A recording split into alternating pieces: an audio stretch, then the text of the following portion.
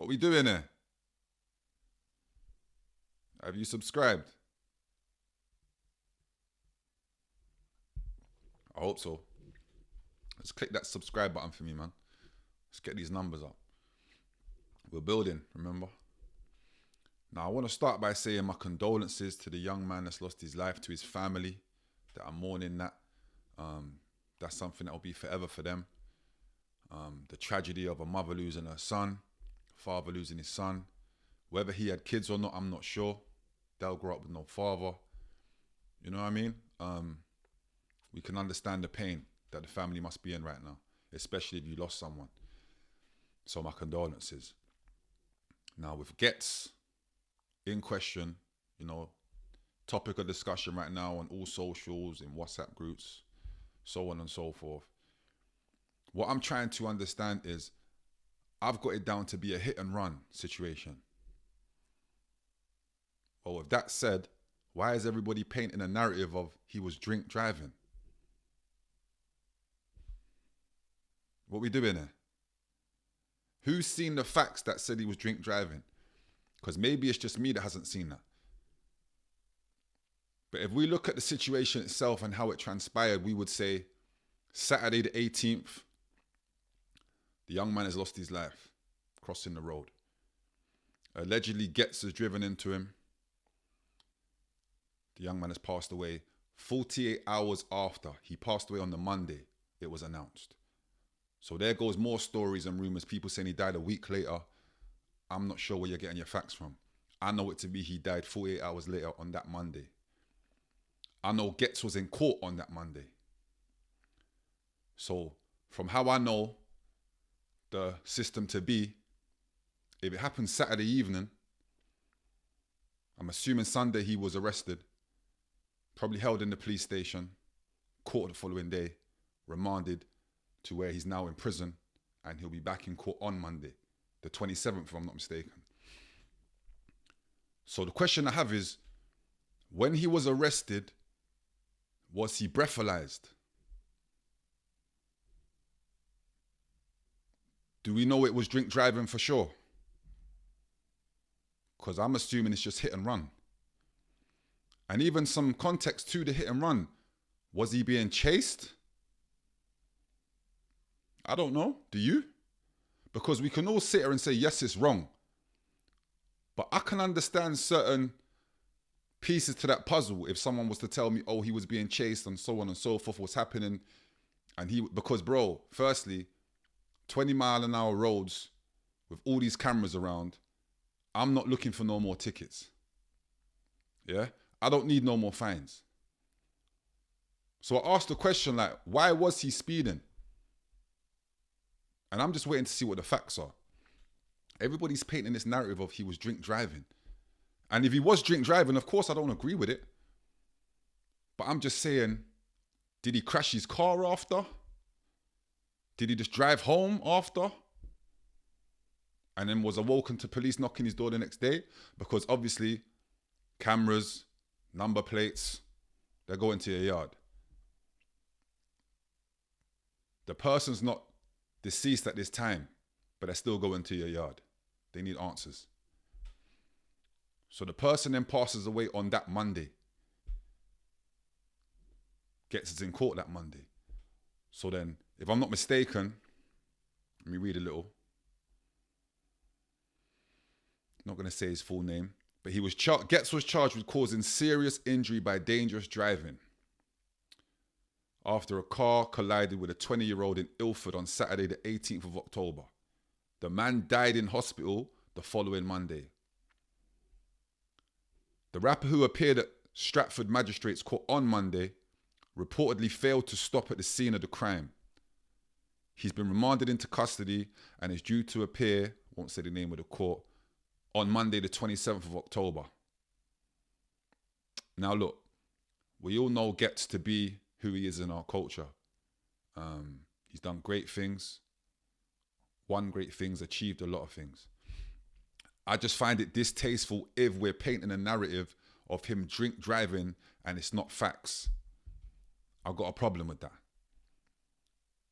Now, I don't agree with what his actions are, but I can understand it if you're going to tell me context to the story as to why.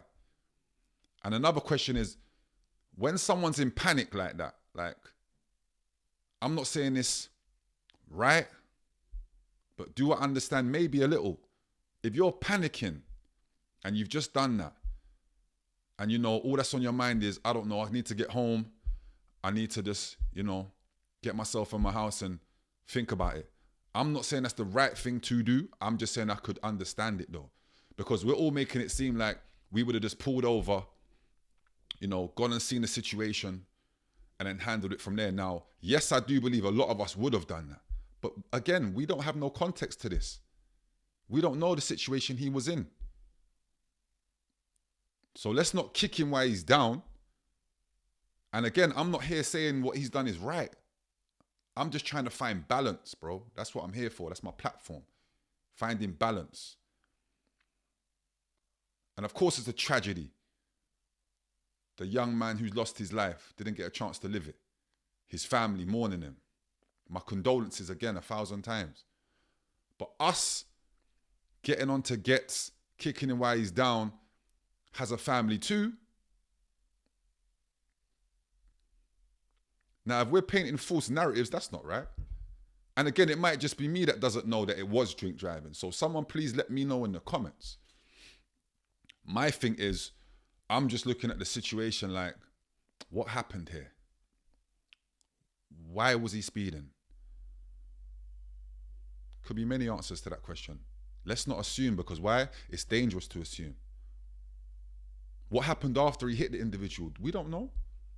Someone give me context. Who knows? What, was you lot there? Because if you wasn't there, how do you know? What are you basing your theory off? Another person's words? You know the Chinese whisper story? So all I'm saying is, when I look at it on camera, I say, wow. Wow. But then I say to myself, the character that we know Ghetts to be, why hasn't he pulled over, gone and assessed the situation? There has to be reasons for that. Like I said, did he crash after? We don't know. What physical state was he in? We don't know. But we're just going to judge him. And again, make me know if I'm in the wrong. I just don't like to see a narrative being painted. He was drunk. He was spiked. Well, I'm not agreeing to any of that. But if you're telling me somebody was spiked, that would tell me that that person's not in control of themselves fully. I'm still not saying he should be driving, because no, I don't condone drink driving at all. I don't. Most of us don't even know the limits to drinking. How many glasses you can have before you're over the limit, etc. But again, it's easy for us to sit here and say, oh, you know, I've had too many, let me get an Uber. Who was around him at the time?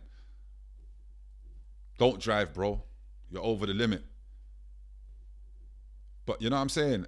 He has to be held accountable for his actions, yes. But we can also understand, not agree with, but understand if somebody's in panic, how they respond. Because how do you react in panic? Do you know what I mean? And of course, we're talking about someone who's lost their life. So we have to talk carefully and respectfully. I'm just trying to give us options, reasons. Yes, it's assumptions and they're dangerous, but however, we're all doing that right now.